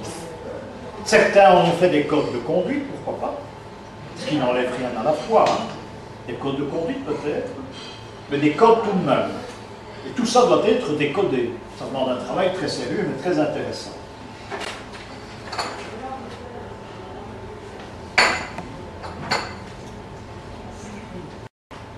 L'Apocalypse va vous dire donc ce qui se passera à la fin du monde. Et ce travail n'a pas été uniquement fait par l'Église. Ce travail existait déjà il y a bien longtemps. Des philosophes, dont Boèze ici, des philosophes se sont penchés sur le problème et ont fait des travaux très intéressants. C'est la raison pour laquelle à Chartres, nous le verrons, hein, au portique de droite, bien représentés des sujets religieux, mais entremêlés de philosophes. Il y a Platon, il y a Aristote, il y a Boèze qui est le plus important, parce que ça démontre qu'ils ont travaillé sur la fin du monde. Leurs thèses ont été reprises à l'an 1000, parce qu'on avait la possibilité de travailler, d'emprunter certaines thèses et de les améliorer, sans les transformer. Nous sommes à Chartres. Le problème qui se pose, c'est qu'on a une apparition, du Christ, moi c'est ce qu'on vous explique, on a une apparition qui sort de la mandorle, ce qui veut dire que les personnages qui sont entourés de cette mandorle sont censés provenir d'un endroit, d'une zone et venir dans une autre zone. Donc ici on a un personnage qui n'a pas de stigmate, ça veut dire que ce n'est pas le Christ, donc ce serait anormal, et il est représenté autour des bêtes de l'Apocalypse, c'est-à-dire l'homme. Hein, nous avons en dessous le lion, le bœuf et l'aigle. L'ensemble de ces personnages forme le sphinx, c'est-à-dire celui qui pose les énigmes. Ce qui veut dire que tout ce qu'on a écrit, hein, c'est finalement très énigmatique. C'est ça qu'on essaye de nous faire comprendre. Alors, saint Irénée, lui, il a repris ces différents symboles et il les a collés aux évangélistes. C'est-à-dire que l'aigle, c'est devenu l'aigle de Jean, hein, le bœuf ou le taureau, c'est saint Luc, le lion, c'est saint Marc, et enfin, saint Matthieu, le berceau, se trouve à dextre du Christ. Voilà cette représentation que saint Irénée a collée à nos évangélistes. Rien de plus. Nous retrouverons, et nous l'étudierons quand nous étudierons les astres en symbolique, c'est encore très différent, eh bien, nous verrons que les éléments s'y retrouvent, puisque nous avons en haut, à gauche, nous avons la représentation du verseau de saint Matthieu. Et qui dit verseau dit l'eau. Hein? Donc on a déjà un élément. En dessous, nous avons saint Marc et le lion. Le lion, c'est le feu. Au-dessus, nous avons l'aigle de saint Jean, c'est-à-dire l'air, et le taureau de saint Luc, qui est la terre. Nous avons les 4 éléments qui sont également représentés dans cette apparition.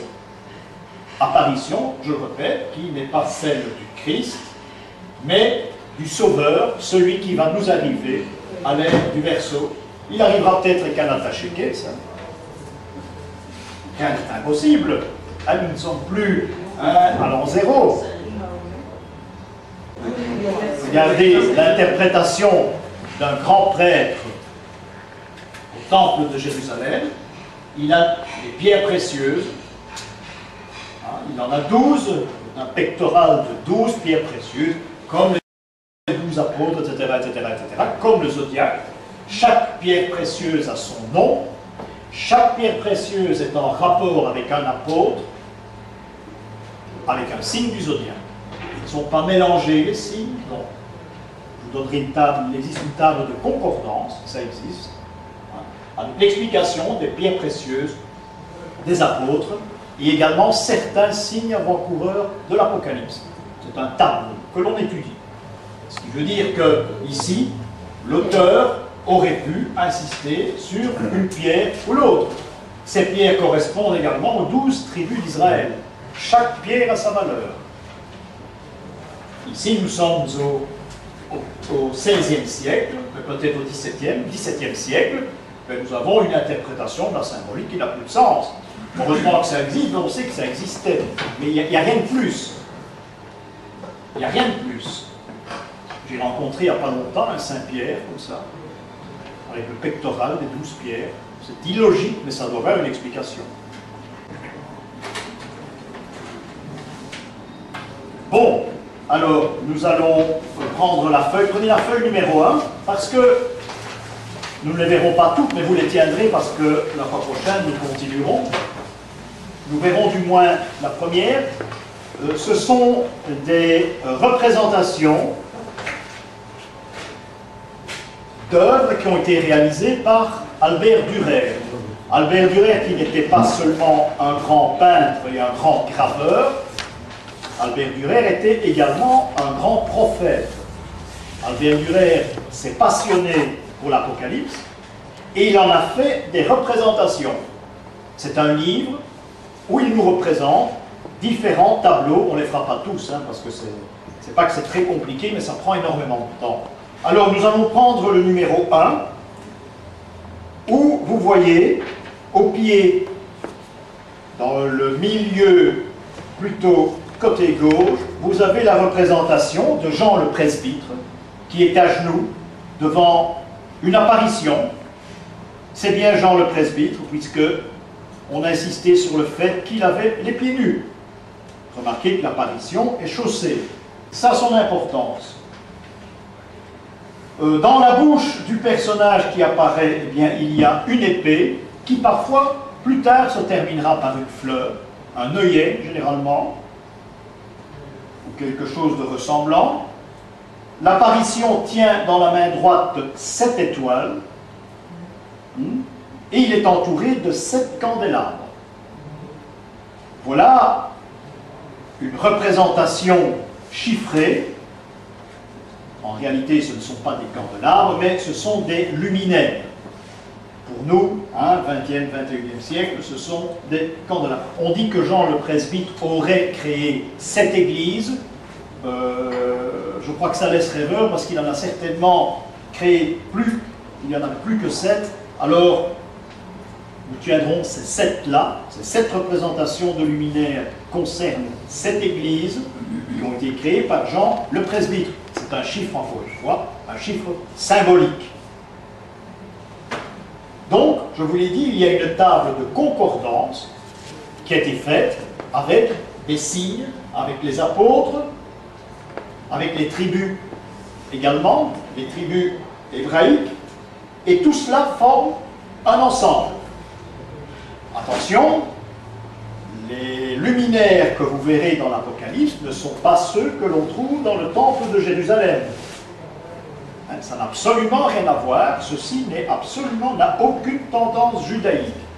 Donc si vous voyez un candelabre à 7 branches, ça ne représente pas Israël. En principe, c'était 8 branches, jamais 7. C'est une interprétation qui a été, je pense, modifiée par la suite. Il y a également la représentation de 7 archanges. La représentation de 7 archanges existe. Donc, cette représentation de l'Apocalypse est uniquement un symbole. Ce sont plusieurs symboles qui se montrent à l'homme. Remarquez que les étoiles sont à 6 branches. Il n'y en a pas 7, il n'y en a pas 8. C'est assez curieux, c'est pas courant. Vous la voyez très mal, malheureusement c'est sombre. C'est un jugement dernier, mais qui est un petit peu de tendance cathare. Du moins le prolongement de la doctrine cathare, puisque ça doit dater du XVIe siècle. Il y avait encore des cathares au XVIe siècle, ça ne s'appelait plus cathare, mais ils avaient en quelque sorte adopté une partie de la doctrine. Les bogards, par exemple, étaient des cathares. Des bogards étaient installés là, c'est à Zepperen, près de Tirlemont. Oui, près de Tirlemont. Et il y a une très belle représentation du Sauveur, comme vous l'avez ici, avec une épée, mais vous ne la voyez pas, excusez-moi. Il y a une épée, et qui se termine, elle, par une fleur. Il y a tout d'autres éléments, mais des éléments qui sont tranchés entre le bien et le mal. Il n'y a pas de milieu.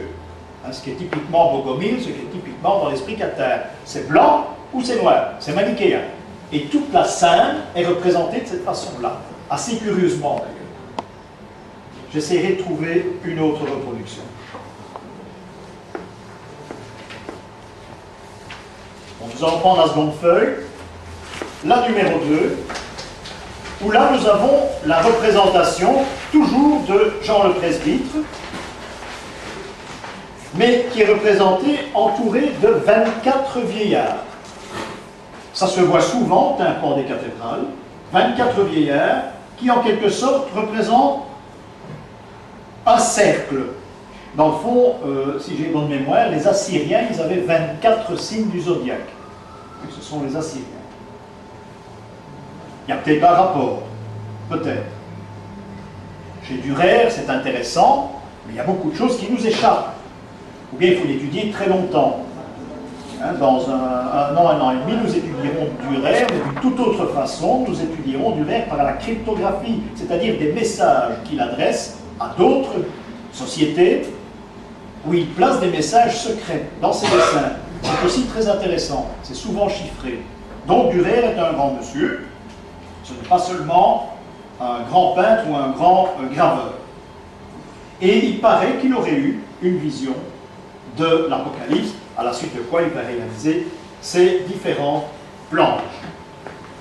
Voilà, dans une cathédrale, ces vieillards qui sont représentés. En principe, ce n'est pas toujours le cas ici, ça a peut-être été interprété d'une façon différente. En principe, chaque vieillard a une coupe, ce qui situe un endroit précis de l'histoire. Bon, ici, il y en a un qui a des fioles, hein, ils ont un peu des trucs différents. Même en principe, chacun est censé tenir dans ses mains une coupe. Donc, ces vieillards indiquent que la fin du monde, l'Apocalypse, aura lieu dans l'ère du Verseau.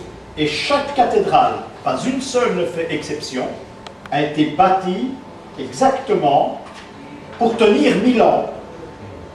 Cathédrale doit tenir 1000 ans. Si elle a été conçue en 1200, comme c'est le cas de la plupart des cathédrales, eh bien elle doit tenir jusqu'en 2002. Il y a donc un millénaire qui doit séparer la conception jusqu'à la destruction, puisque les cathédrales sont vouées à être détruites lors de l'Apocalypse. Mais elles doivent tenir 1000 ans. Et chaque cathédrale doit révéler l'Apocalypse, son existence, et surtout la date affixée dans l'ère du Verseau. C'est le but premier de la cathédrale. Vous voyez la signature de Dürer en dessous. Hein. Et dans certains de ces planches, qui n'ont rien à voir avec l'Apocalypse, l'endroit où apparaît la signature est une indication sur le message que veut laisser l'auteur auprès de certaines sociétés secrètes.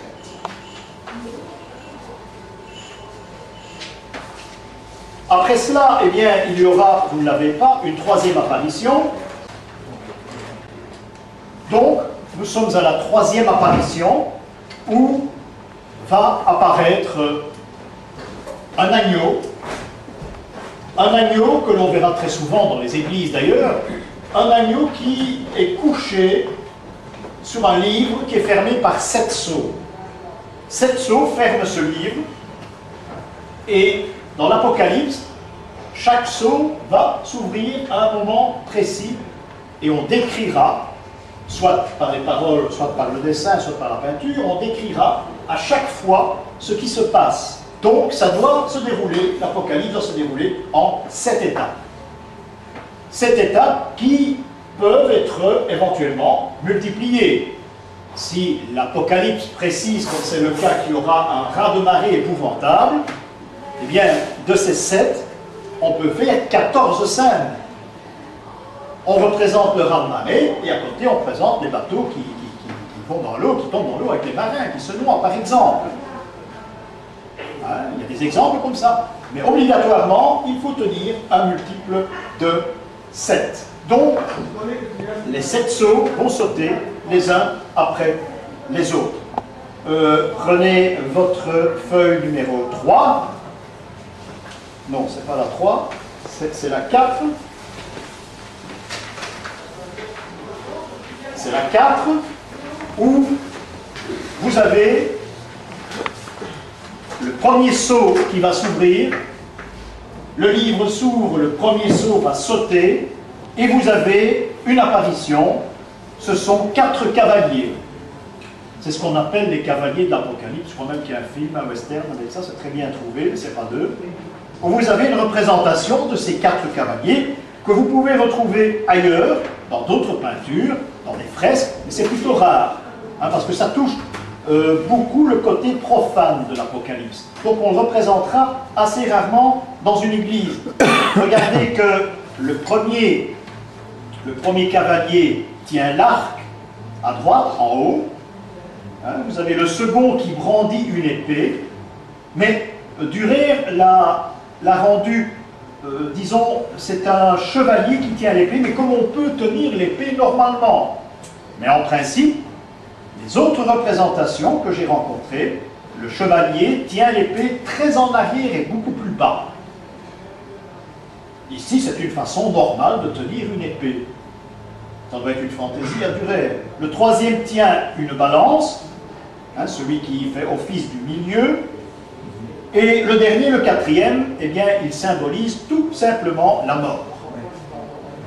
Vous avez vite fait le tour, parce qu'ici, nous sommes en présence également de signes du zodiaque. Le premier représente le Sagittaire, hein, c'est le cavalier avec l'arc. Le deuxième, le Scorpion. Et c'est là que je veux insister, parce que dans d'autres représentations, l'auteur, pour insister sur le fait qu'il s'agit d'un scorpion, place l'épée bien à l'arrière, comme le dard d'un scorpion. Ici, ce n'est pas tout à fait le cas. Le troisième, c'est la balance, et le dernier, c'est la Vierge, parce qu'on ne sait pas. On ne sait pas que, à l'an 1000, et bien après, à la Renaissance aussi, la Vierge, c'était des synonymes de mort, de maladie. Je crois qu'un certain jeu de cartes, tout ça doit encore exister. Hein. La Vierge, c'est pas du bon du tout. Donc, la représentation de ce dernier cavalier démontre qu'il s'agit du cavalier qui représente la Vierge et qui représente par la même occasion la mort. Tout le monde était conscient, à l'époque romane, ce qui nous intéresse par priorité ici, que l'Apocalypse, c'était l'islam. Je ne sais pas s'ils ont vu juste. N'empêche, on l'a changé entre-temps. Donc, on a 4 signes, on a Sagittaire, Scorpion, Balance et Vierge. Et ces signes se suivent. On les a représentés, l'auteur les a représentés d'une telle façon qu'ils se suivent, ils ne sont pas mélangés. Alors, ça pourrait indiquer d'autres ères, j'en sais rien. On n'en sait rien non plus. D'autres temps, c'est possible. Mais il n'y a aucune description à ce sujet, parce que nous avons affaire ici à d'autres signes. Est-ce que c'est complémentaire? C'est possible aussi. Mais personne n'en a fait l'analyse. On a cru que l'ensemble de l'Apocalypse, le désastre était provoqué par l'islam. C'est ce qu'on croyait au Moyen-Âge. Mais dans l'idée du Moyen-Âge, à l'époque romane, à l'époque des cathédrales, l'Apocalypse était l'islam qui était l'ennemi juré de l'Église. Imaginez l'islam qui tient entre ses mains, entre ses murs, le tombeau du Christ, c'était tout de même quelque chose d'assez spécial pour l'Église. Hein. Donc c'était l'ennemi juré. C'est politique d'abord. Hein. Donc, Jacques de Vitry, qui est un évêque, qui est un homme exceptionnel, on en a déjà parlé lorsqu'on a parlé des Templiers, eh bien, Jacques de Vitry, qui est patriarche de Jérusalem, va lancer une croisade contre les Cathares. Vous savez ça, on en a parlé, croisade qui débutera chez nous, parce que la croisade cathare a été formée par des Brabançons et des Liégeois, et quelques Flamands par la suite. C'est du Brabant qu'est partie la croisade, elle est descendue dans les environs de Bouillon, Ardennes, et une ligne droite en direction du Languedoc. Donc on y a pris les Brabançons, les Liégeois et des Flamands qui sont venus les retrouver un peu plus loin. La croisade cathare, c'est ça.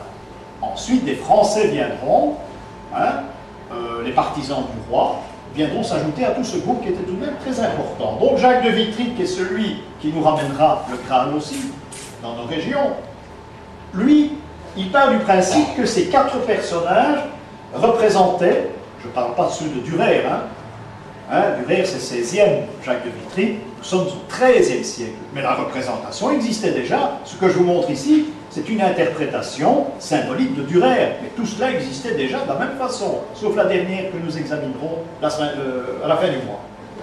Jacques de Vitry prétendait, c'était pas bête du tout, que ces 4 cavaliers représentaient les ordres religieux qui combattaient l'islam, en quelque sorte. Alors ça devient plus intéressant parce que ici vous avez du noir et blanc, c'est gravé par Durer, mais d'autres représentations sont peintes, sont en couleur. Et à chaque fois qu'on a la représentation de ces cavaliers, eh bien, il y a un cheval rouge, celui du fond, on l'a comparé aux Templiers. Hein, les chevaliers du Temple à la Croix-Rouge. Le cheval blanc qui est juste avant, eh bien, c'était les chevaliers de Saint-Jean de Jérusalem qui est habillé tout de blanc. Le cheval noir, qui est l'avant-dernier, c'était les chevaliers teutoniques, et tout ça colle avec la symbolique des couleurs. Et le dernier avait une couleur pommelée, c'est l'ordre de Saint-Lazare, celui que vous avez qui a l'air mortel, Saint-Lazare Saint-Lazare personnifie la mort, les lépreux, toutes ces méchantes épidémies, et l'ordre de Saint-Lazare avait comme but premier de soigner les épidémies. Bon, on aurait, d'après Jacques de Vitry, 1250 à peu près, on aurait une description des 4 cavaliers de l'Apocalypse, une description des ordres religieux, militaires qui existent à cette époque et qui combattent l'islam. Donc, les sceaux existent, les sceaux vont sauter les uns après les autres et feront place à la représentation d'un cavalier. Il y en a un qui tient, on ne l'a pas ici, puisque Durer ne l'a pas représenté. Il y en a aussi un qui tient une coupe à la main, un des cavaliers. Hein, ça existe aussi. Dans la coupe, il y a des flammes qui en sortent. C'est vraiment une belle personnification de l'Apocalypse, hein, les flammes au verso. Et il existe aussi, j'en ai rencontré une sur le chemin de Compostelle. C'était des fresques dans une église. Hein, elles étaient très belles, mais elles étaient surtout très anciennes. Ça veut dire que les couleurs, on pouvait difficilement les comparer. Attendez. Oui, celui-là est noir, mais celui-là devrait être là. Le blanc est à gauche. Ça, c'est Saint-Jean de Jérusalem, oui. Oui. Saint-Jean de Jérusalem, Le rouge Templier, teutonique, et le de quatrième. l'autre côté, Saint-Lazare, qui est la mort, qui est mangée par un démon d'ailleurs. Voilà, et nous terminerons ici, aujourd'hui. Nous continuerons Durer la fois prochaine, parce qu'il y a la dernière, la numéro 3, qui est une vision, vous pouvez déjà l'étudier chez vous, qui est une vision complète de l'Apocalypse, qui est datée. Alors ça, nous verrons la fois prochaine, nous commencerons par cela. Je terminerai par une toile qui est très intéressante. C'est unique au monde, du moins actuellement. Il y en a peut-être eu d'autres. Elle se trouve en Allemagne, certains l'ont peut-être vu avec moi, mais il y a vraiment bien longtemps. Et vous avez la représentation, ici, de la fin du monde, c'est l'Apocalypse, qui est représentée 1, 2, 3, 1, 2, 3, 4, 5. C'est 14 phases plus la dernière. La dernière qui est l'apparition du Sauveur. Il ne faut pas tenir compte. On a donc 2 fois 7, comme je vous l'ai dit tout à l'heure, et on a l'explication de tout ce qui va arriver, symboliquement, depuis le début. La terre qui va s'entrouvrir, hein, la mer qui va avaler les bateaux, la mer qui va prendre feu, les églises et cathédrales qui vont crouler, hein, les hommes auront très difficile à se protéger parce que les rochers tomberont en morceaux, hein, il y a une pluie de je ne sais plus quoi qui arrivera sur la terre, voilà l'apparition de squelettes, il y a des étoiles qui vont, des luminaires qui vont se détacher du ciel, voilà dans quel état les nuages vont aplatir le commun des mortels, et puis la terre va prendre feu complètement. Vous voyez, dans les marais, des personnages vont être mangés par les marais, plus moyen d'avoir des cultures. Tout ça va se réaliser, et à la fin, 15e tableau, on a l'arrivée du Sauveur. Le voilà, il est là, entouré de Jean, le presbytre, parce qu'il est barbu. Il est barbu, et de l'autre côté, de la Vierge Marie. Il y a une épée, et de l'autre côté, une branche d'olivier. L'épée se termine par une branche d'olivier et l'arc-en-ciel sur lequel est assis le Sauveur.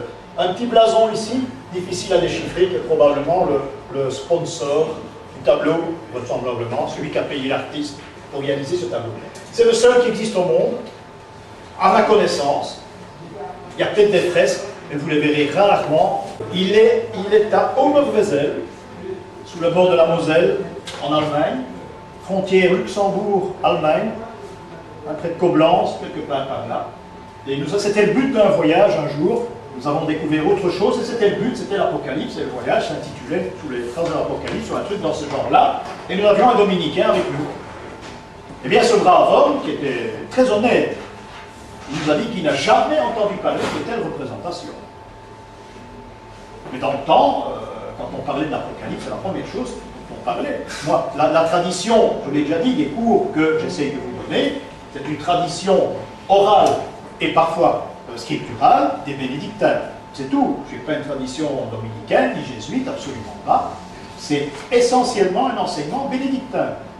C'est-à-dire qu'au moins le quart de ce que je vous enseigne, les trois quarts, je ne les connais pas, parce que beaucoup de matière provient des bénédictins uniquement. Et bien ce brave homme n'était pas au courant de cela, il n'avait jamais vu ça, il a été émerveillé de rencontrer ce tableau. Et dans le fond, c'est la meilleure figuration d'Apocalypse.